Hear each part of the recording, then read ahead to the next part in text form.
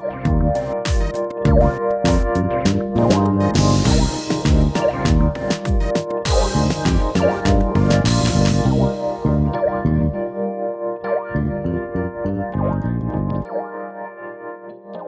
and welcome to another episode of Our Own Devices. This time we are going to talk about a product I guess all of us use almost every day, multiple times a day, and we love it. We can't live without it. So we're going to talk about Google Maps. And to talk about Google Maps, we have Miriam Karthika Daniel, who is the Vice President of Map Experiences at Google. So Miriam, welcome to the show. Thank you for having me here. Very excited to talk to you. So this is a product that's almost like a part of everybody's life, right? We don't roll down the window anymore and ask people, "Hey, if you can direct me to this place or where is that place? How do I get to that bridge?" Because all that has gone out of our lives because Google Maps has made it so easy. But it's been a long journey. I remember a time when when the first version of Google Maps was there. All of us used to go there and mark your house, right? Your house, your road, your football court. It was a crowdsourcing kind of platform initially. Then it's evolved, it's changed, it's become so much better. If you could just talk to us about that 15-year journey that we have all been part of. Thank you for giving me the opportunity to recap that 15-year journey. It has been, quite a bit of innovation, over the 15 years. And to be honest, it's a confluence of a lot of different efforts, right? There is imagery that's collected from satellites. There are, data operators that, collect data. There are cities and governments that give us authoritative data. And you yourself mentioned end users. We have nearly, I would say, 60 million unique contributors in India alone. It is the biggest contributors in the world. And they're giving us millions and millions of edits on a daily basis. So all of this, comes together into map making, right? And underlying all of that is AI. For many, many years, I would say for even a decade, AI has supercharged the way we have brought all of this together, made sense out of it, brought some understanding into it, visualized it, and, rendered a map for our users. So it's been a fantastic journey. And what I would also say is the journey has actually accelerated in India over the last couple of years. If you recall, about a year and a half ago, we got the approval to actually deploy Street View in India through local partners such as Genesis and Tech Mahindra. And that really boosted our ability to bring a lot of more rich services to Indian users. So just in the last year, we have actually, millions and millions of kilometers of roads have been mapped in India alone. And we've got, hundreds of millions of users that are using those roads. With the help of this Street View imagery and satellite imagery, we've actually put 300 million buildings on the map. We're now able to identify businesses on the map, that would have never had an online presence before, but our Street View imagery captured those businesses and we were able to verify them. And, when you talk about all of this, right, like there's the user side, there's the business side, and there is society even, right? If you take users, these hundreds of millions of users, they're using so many ways, they use the maps, for example. They actually issue more than 50 million searches just on map every single day. They're searching for places, right? They're searching for, educational institutions, government services, medical services, and so on. And, nearly 2.5 billion kilometers of directions on a daily basis, just for India alone. Right? So it is at a scale that is so massive and it's unimaginable. But by putting all of these, information on the map, we're connecting users to businesses. So it's actually helping with economic development as well, right? So we have more than 30 million businesses on the map, and it's actually powering 900 million connections between users and businesses and enabling them to engage with their customers, right? And the other part of it, which, a lot of people may not know about, is how all of this mapping information comes together to, provide aggregated community level, society level benefits. For example, we're working with a couple of cities in India to take aggregated traffic information and optimize it and optimize traffic lights at intersections to reduce congestion. And when you reduce congestion, you reduce carbon emissions, right? And that helps, make a greener planet. So there's a lot of things we do at the societal and community scale as well. And, as I said earlier, all this is possible because the technologies behind map making, all powered through AI, that's able to accelerate the innovation that we're able to bring to India. I guess you missed out one important point is the sheer fact that there are so many people traveling because you can get to a place which you never knew existed on a map. You maybe just saw a reel about it and you're figuring out where is this village. I'm going there, and it's almost like the impact highways had on the American economy. I guess Indians are just moving all around the place, like, because you can get there. You won't get lost on the way, right? So, and I think that also has a huge economic impact. You're absolutely right. Forgive me for missing that part, but mobility has also been supercharged because of Yeah. maps, right? Yes. But I will also mention that India is very unique in the number of modes of mobility that are prevalent. There is, it's probably the number one country in terms of like two-wheelers on the road, and then Yeah. you have wheelers and four-wheelers, contending for space on the road. Public transit is huge in India, and to actually get from one place to another, you probably walk, you take a auto or a share auto, you take public transit, you have another last mile to cover. So you have to stitch all of this together in India in ways that is hugely complex as well. So we've been working on solutions for helping with road traffic and helping with, giving you the right routing, at the right time, but also estimating your arrival times, giving you more public transit information on the map. So you kind of have to like address all of this holistically as best as possible. And what makes it all complex is India is transforming and changing at a pace that you just can't imagine. Even the roads you map are changing. There's construction, there is road closures, and so on. So it's a constantly changing environment. But you're absolutely right. There is another aspect of travel. With Street View, it has actually Yeah. opened your ability to explore the world from the comfort of Yes. your home, right? You can sit in your home Yeah. and explore the place you grew up in, or a place you want to take vacation in, or a destination you're going to and you want to find parking around it. You can explore all of this from the comfort of your home. And we're actually going to bring more physical world technologies that we're going to announce very soon. Things like lens and maps. So you can actually go to an unfamiliar place and just open your maps and look around with your camera, and it'll point Mhm. you all the stores and places of interest around you. Right? And so those sorts of technologies are powered with a combination of the imagery we have, Street View images, AI, computing everything, millions and millions of images are processed in a second, and augmented reality to superimpose what you're seeing through the lens with information that is useful for you. So the world is changing. User expectations are changing. Users expect more visual and immersive experiences, going forward.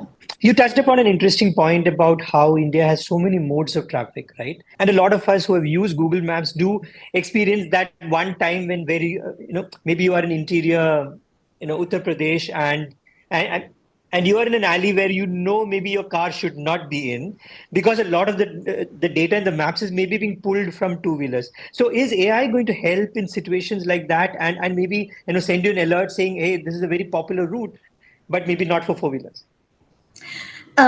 We're actually working on things like that.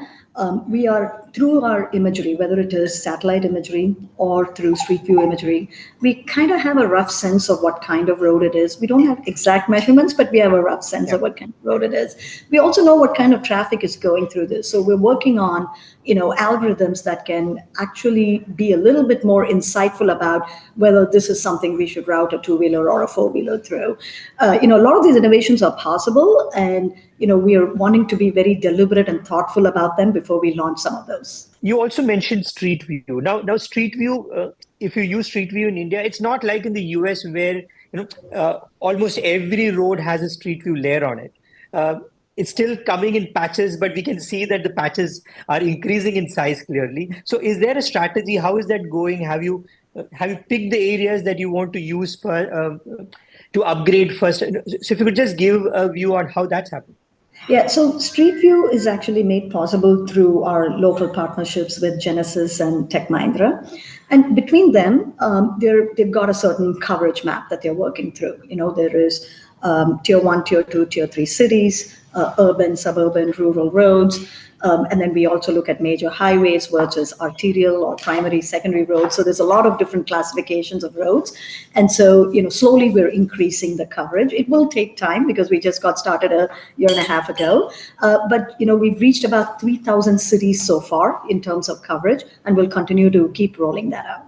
The other issue with India is that the driving patterns here are very different. The speed at which cars move, or or how they behave at an intersection, or how they just decide to just go on the wrong side. So how do you tackle things like that? Is AI again going to be that layer that filters out a lot of the aberrations, especially in on the roads in India, which is full of aberrations? Is that a new, very complex issue for you to solve? But is it also an opportunity, because if you solve this here, it works for the rest of the world? That's a very good point. First of all, it is a complex issue to solve because it's not like you have lanes and in drivers who follow the lanes, right?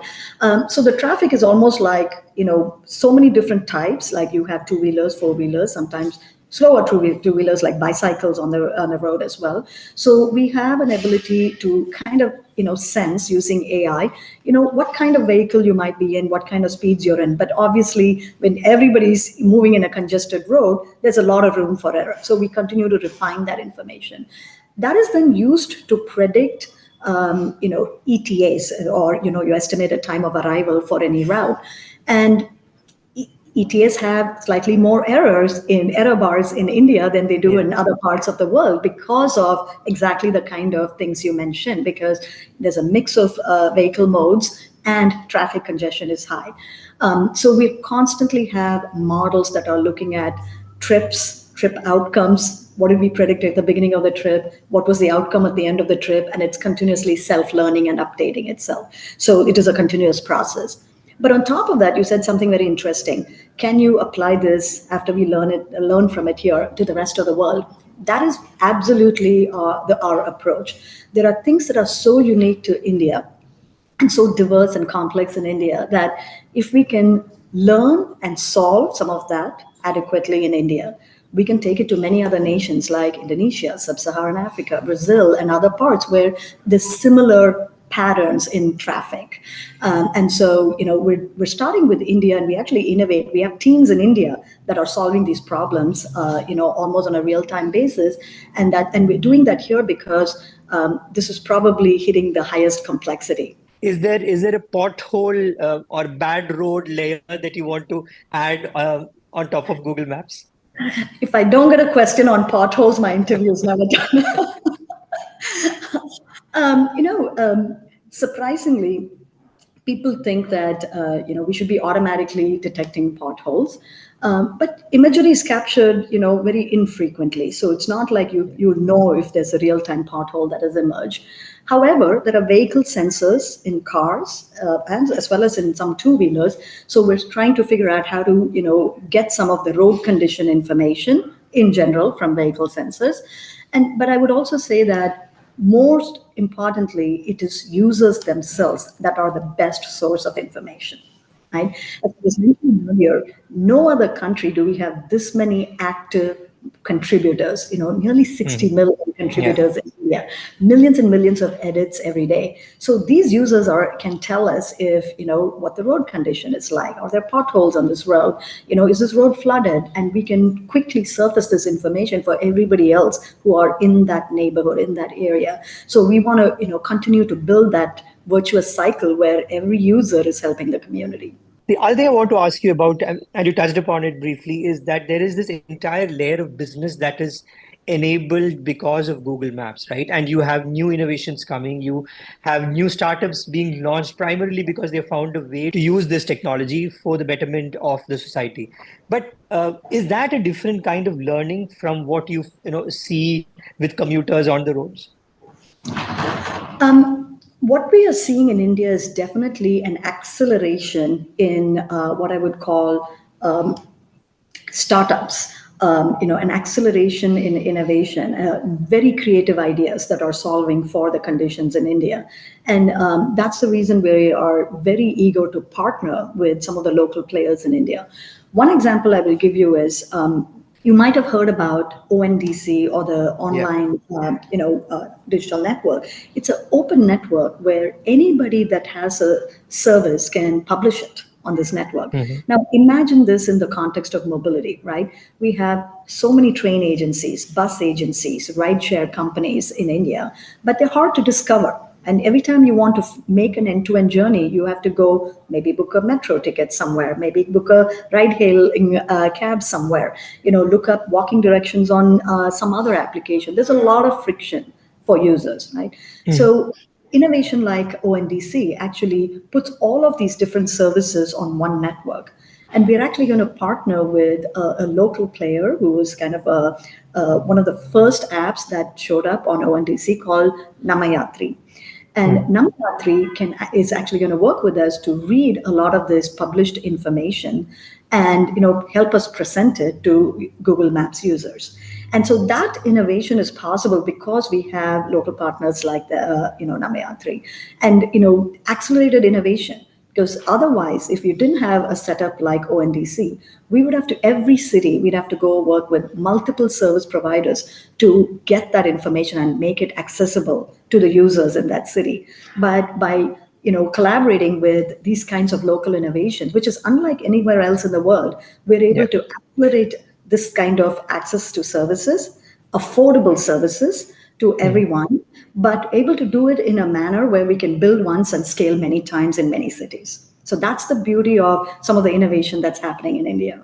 How is that going to pan out when you talk about public transport, right? Public transport, again, in India is very different from how it would be in many other parts of the world. It's a little bit more complex.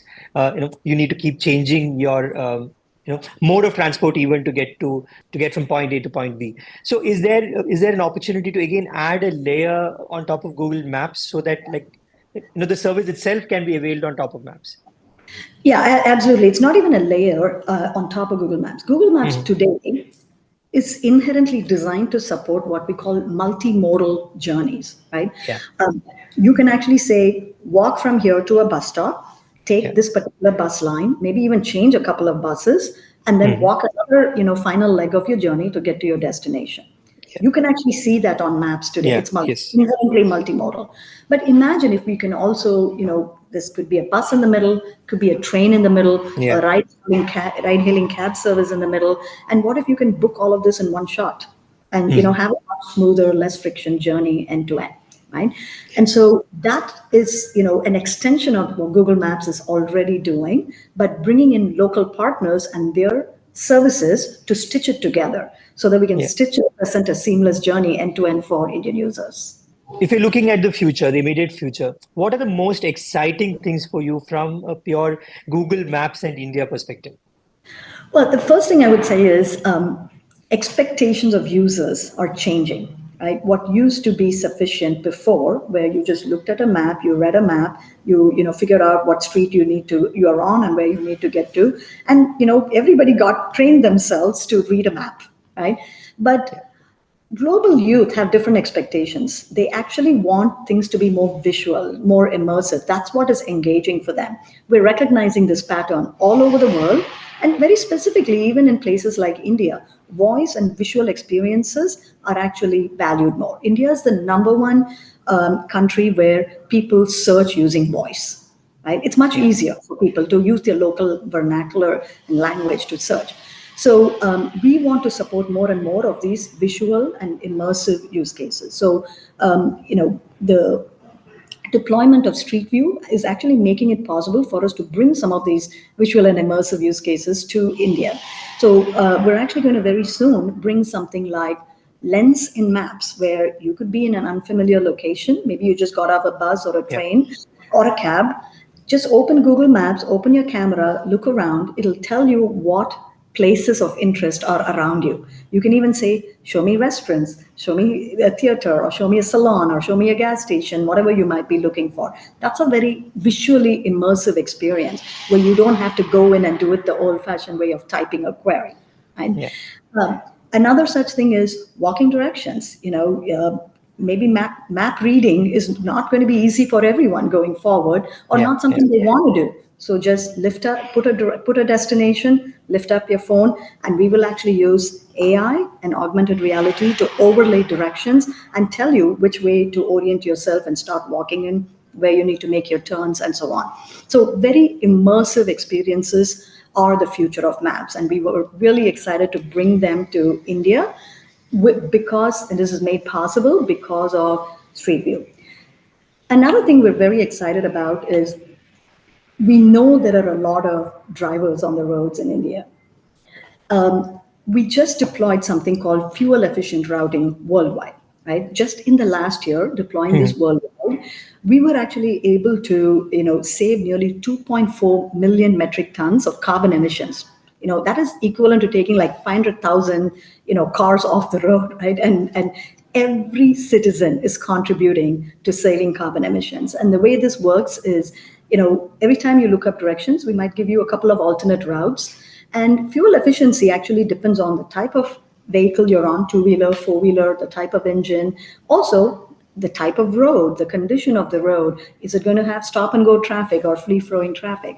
So we'll give you options where we are using AI, have pre-calculated, and we estimate you might take a route that is 5 minutes longer, but it's more fuel efficient by, let's say, 7 or 10%. And if we can actually nudge users to take a more fuel efficient route, that is actually carbon emission savings for the planet. And imagine it is at the planet scale, at population scale for a country, right? That is huge amount of carbon emission savings. So every citizen can contribute and help make a greener planet. So we're excited about bringing some of these innovations to India as well. So, Miriam, thanks for being on the show. I'm sure it was very insightful for our listeners. And um, again, this is a product all of us are going to use better now.